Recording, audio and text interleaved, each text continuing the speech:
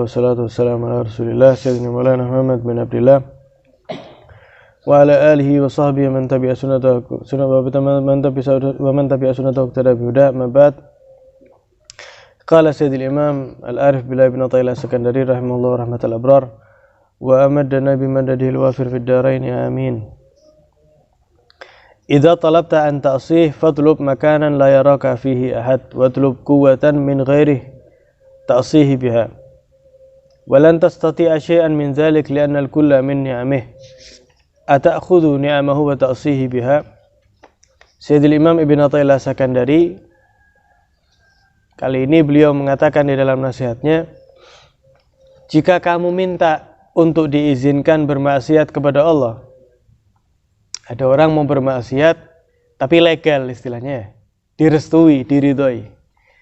Idza talabta an ta'sih, kalau kamu minta untuk diperbolehkan bermaksiat kepada Allah, maka dengan syarat fatlub, maka carilah kamu makanan suatu tempat yang la yaraka fihi ahad, yang tidak ada satupun bisa melihat kamu, yakni termasuk Allah Subhanahu wa ta'ala, dan itu mustahil. Begitu juga kata beliau, kalau kamu mau bermaksiat, maka mintalah kekuatan tapi dari selain Allah, yang dengan kekuatan tersebut kamu nanti bermaksiat. Dan apa? Kamu bermaksiat, tapi kekuatannya jangan yang dari Allah, jangan yang Allah kasih, minta dari yang lain aja. Walan tastati'a syai'an min dzalik, dan kamu tidak mungkin, mustahil mampu akan hal tersebut, mencari tempat yang Allah tidak memandang, mencari kekuatan dari selain Allah. Lah dari siapa? Tidak bisa. Li'annal kulla min ni'amih, karena semua yang didapatkan makhluk Allah termasuk manusia, semuanya nikmat dari Allah Subhanahu wa ta'ala. Kemudian beliau mempertanyakan, apakah rela engkau dengan mendapat nikmat Allah kemudian engkau bermaksiat dengan nikmat tersebut? Loh, orang dikasih nikmat kesehatan, dengan kesehatan itu dia melanggar Allah, menentang Allah. Orang dikasih kaki sama Allah, kakinya bisa berjalan, yang mana maaf mungkin berapa banyak orang yang tidak bisa berjalan, entah tidak punya kaki atau dan lain sebagainya. Tapi ini dikasih kaki, tapi dengan kakinya meminum khamar misalnya, dengan kakinya ke tempat karaoke dan lain sebagainya. Loh ini ya apa? Kata Imam Ibn Athaillah As-Sakandari, loh kok bisa gitu loh, kok tega seperti itu. Misalnya ada orang ngasih ke orang lain pisau sebagai hadiah. Pisau itu dibuat nusuk kepada orang yang ngasih. Kenemenan apa enggak ini kira-kira? Ya nemen ya. Yang sudah dikasih tambah apa? Tambah dilukai. Makanya ada seseorang diriwayatkan datang ke Sayyidina Ibrahim bin Adham, seorang alim yang luar biasa, ahli hikmah ini, Sayyidina Ibrahim bin Adham. Orang ini mengatakan, ya Aba Ishaq, yaitu Sayyidina Ibrahim, saya lihat diri saya ini melampaui batas di dalam bermaksiat. Maksiat tok isinya. Maka beri saya nasihat yang sekiranya saya ini nanti bisa tobat. Dijawab oleh Sayyidina Ibrahim bin Adham, kalau gitu gini, kalau kamu bisa menjalankan 5 syarat ini, kamu bebas untuk bermaksiat. Jadi ini syarat-syarat bermaksiat. Kalau orang bermaksiat, kata beliau, kalau melewati 5 ini boleh. Kalau enggak, jangan main-main. Yang pertama, kalau kamu mau bermaksiat, fa'in istata'ta falatakul rizqahum. Kalau kamu maksiat sama Allah, jika kamu mampu, boleh, dengan syarat jangan makan dari rizkinya Allah. Nah, mau nyari di mana kira-kira? Jangan makan rizkinya Allah.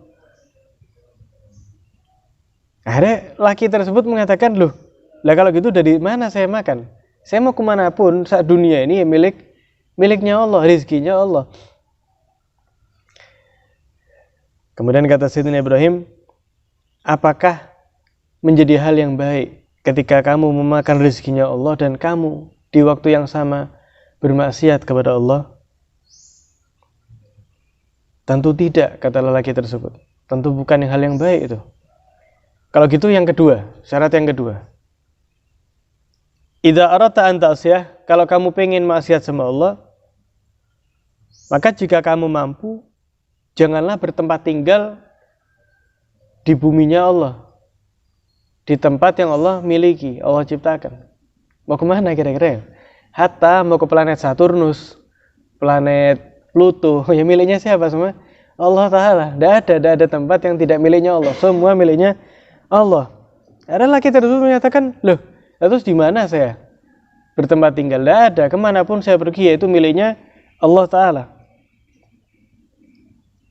Apakah baik kamu tinggal di tempat Allah dan kamu maksiat kepada Allah? Tentu tidak, wahai imam, kata beliau. Kalau gitu yang ketiga, syarat yang ketiga, wis. Idza aradta an ta'siyah, kalau kamu pengen maksiat kepada Allah, jika kamu mampu, maka carilah tempat yang sekiranya tidak ada satupun yang bisa melihat kamu, termasuk Allah Ta'ala. Kata beliau, kata orang tersebut, tidak bisa, wahai imam, di mana? Tidak ada tempat yang Allah tidak melihat.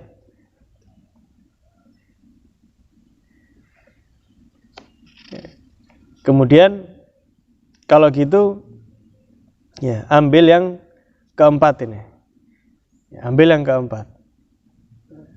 Kalau gitu, jika malaikat Israel datang kepadamu, mau mencabut nyawamu, kalau kamu mampu bilang, nanti aja ditunda.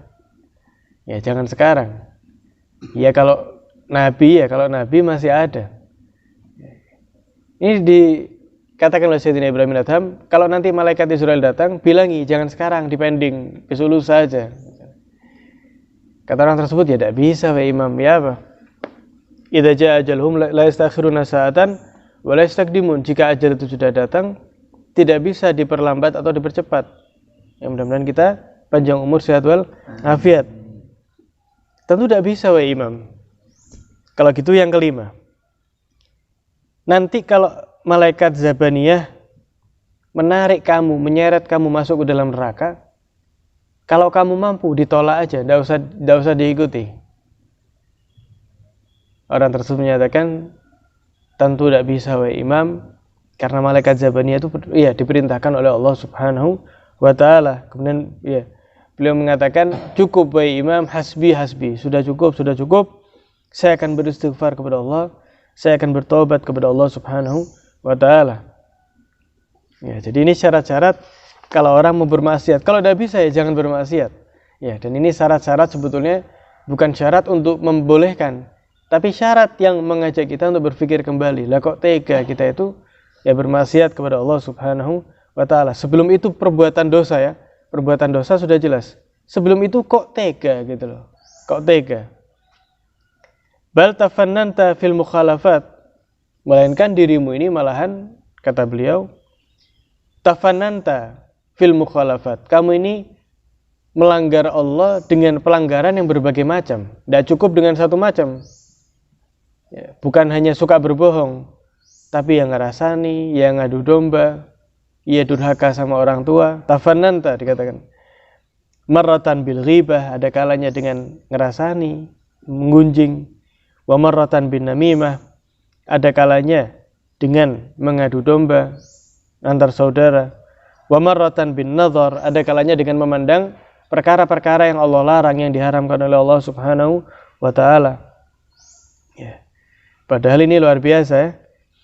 Ghibah itu apa itu? Ghibah apa itu? Menggunjing. Menggunjing adalah membicarakan hal yang terkait dengan saudara kita yang sekiranya dia tidak suka. Loh, itu memang ada pada dirinya, misalnya. Loh, anak tidak ngerasani, memang dia itu seperti itu, misalnya. Lah itu namanya ghibah. Lah kalau kita membicarakan apa yang tidak ada pada diri orang lain, itu namanya apa? Fitnah itu namanya. Kalau kita menuduh itu namanya. Nah, kalau memang ada pada dirinya, ini suka ngompol misalnya, ini suka ngompol, memang suka ngompol dia, lah itu namanya apa? Ghibah, namanya ghibah itu. Melihat bilang min dzalik, ya dosanya besar. Yang kedua, namimah. Namimah ini mengadu domba, yaitu memindah pembicaraan orang kepada orang lain supaya mereka bertikai. Ya, kamu tahu, sebenarnya si fulan ini tidak suka sama kamu, gini. Wah, ini namimah ini, waliyadzubillah min dzalik. Dan dikatakan oleh ulama, dua dosa ini, ghibah, namimah, dan satu lagi, yang ketiga adalah orang yang tidak bersih di dalam bersuci setelah buang air kecil. Nah, tiga ini, ghibah, namimah, kemudian la yastabri minal baul, tidak bersih ketika apa? Ketika beristinja setelah buang air kecil. Tiga dosa ini yang dikatakan dosa yang paling banyak menyebabkan orang masuk ke dalam neraka, waliyadzubillah min dzalik. Wa marra bin nadhar, ada kalanya dengan memandang yang haram, kata beliau. Padahal pandangan itu, kata ulama, pandangan ini tidak main-main ya. Pandangan, kemudian pendengaran. Tapi yang paling tajam itu pendengaran. Pendengaran itu pintu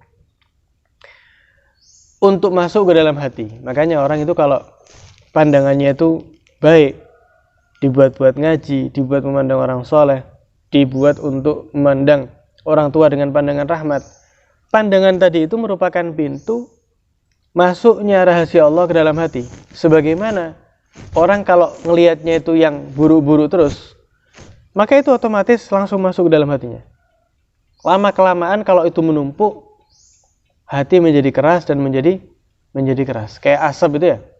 Asap kalau ngebul kena kayu misalnya, lama-lama semakin hitam, semakin keras, lama-kelamaan apa?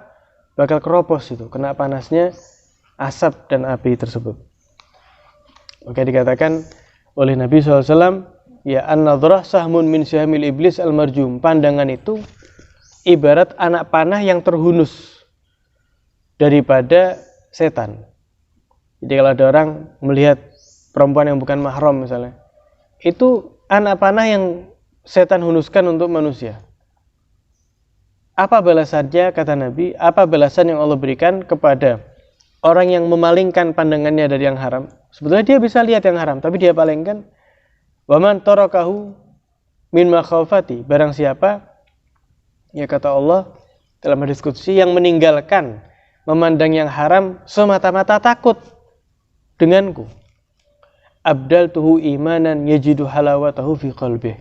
Aku akan menggantikan kesempatan yang harusnya dia bisa ambil, dia tinggalkan takut sama saya ganti ganjaran yang besar, yaitu saya kasih di dalam hatinya rasa manisnya keimanan kepada Allah Subhanahu wa taala. Dan tidak semua orang itu merasakan manisnya keimanan kepada Allah. Mudah-mudahan kita dijadikan oleh Allah Subhanahu wa taala hamba-hambanya Allah yang dijauhkan dari maksiat kepada Allah, kemudian merasakan manisnya keimanan. Amin ya rabbal alamin. Wassallallahu ala sayyidina Muhammadin wa ala alihi wasallam. Alhamdulillahirabbil alamin.